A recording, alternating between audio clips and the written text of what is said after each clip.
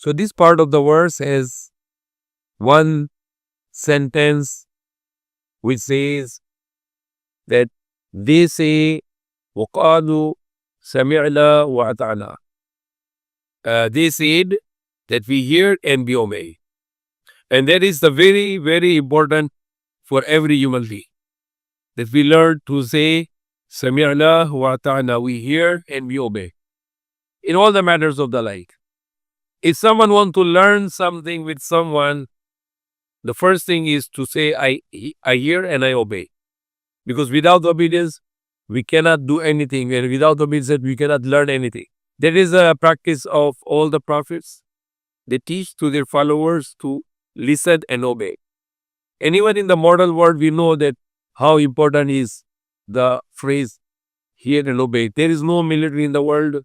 There is no army in the world, Navy, Air Force, police, any company or any institution which can work with this without this commitment. Samyana wa ata'na. We hear and we obey. And that is the Quran is teaching us, and the Prophet Muhammad Sallallahu teach us to always to be ready to obey. No questioning. No questioning at all. We hear and we obey. And that is the believers always to be ready to obey. And who to obey?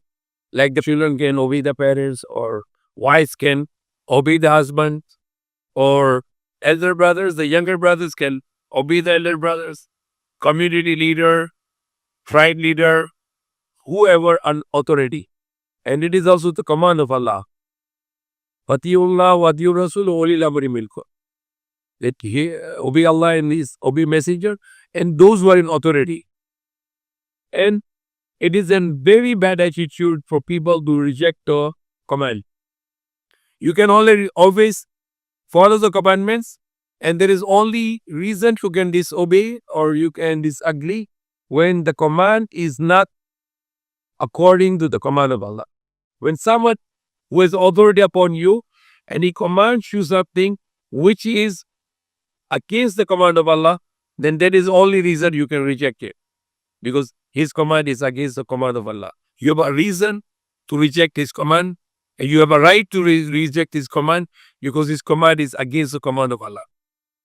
But some people, they have this attitude problem. They always want to contradict or to disobey. And that's not the right person. This person is not entitled to go to paradise. Because one of the great attitude, the part of the attitude is Samyana wa ata'na. We hear and we obey. So always ready to obey. Always to be ready to obey who are over you as authority. For the children, the authority is the father. For the wives, the authority is the husband. For the community leader, his subject, those who are below him, they are his authority over them. Whoever, wherever, whoever has authority over you, then you must obey him. Teachers in the school, they are your superior there. You must obey them. Or, like I said earlier in the khutbah, when we were in the school, if the teacher is not around, the teacher appointed a monitor. Often among us, okay, you are the monitor. If teacher is not around, you control the class. So that is the system of Islam, which always make unity or save people to scattered or become like shepherd with sheep without shepherd. So in Islam, we are all sheep and with a shepherd always. And head of the all Muslim, all the people of the world, all the Muslims of the world or the believers of the world, there is one Amir who will be the Amir for people of the whole the world. And then he can rule with the rule of God, and he can make the peace on earth. Now, that is a very important thing that we always implement this in our society. Prophet Muhammad said, if the two persons are traveling, they cannot be free mind. I can go this, I can go there. And there will be lots of problem on the way.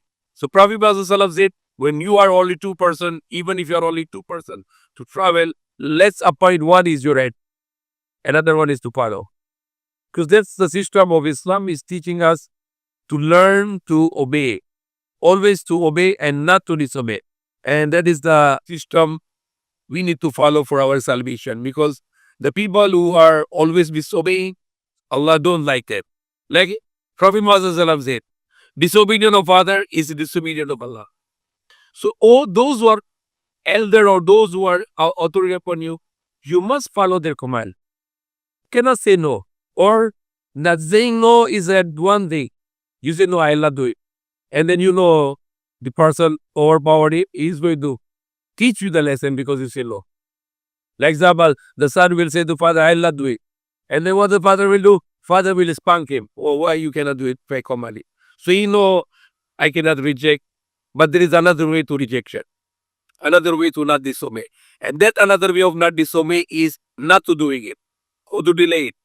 Father God, come now. Okay, I'm coming. I'm coming. No, that's not the way of obedience. I'm coming, and then you let the time to be past 5-10 minutes, and then making reason I was doing this. No, when you are commanding, you follow the command right away. Then you can make excuse. Can you give me some time? I can go back. I was finishing something urgent. Okay. But when the command comes to you, you must follow that command.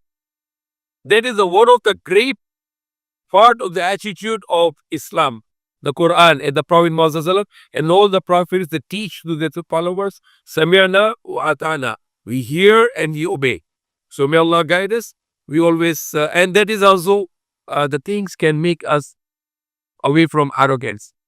The people who always follow, they make themselves humiliate. They always follow, they make themselves humble, and Allah loves them.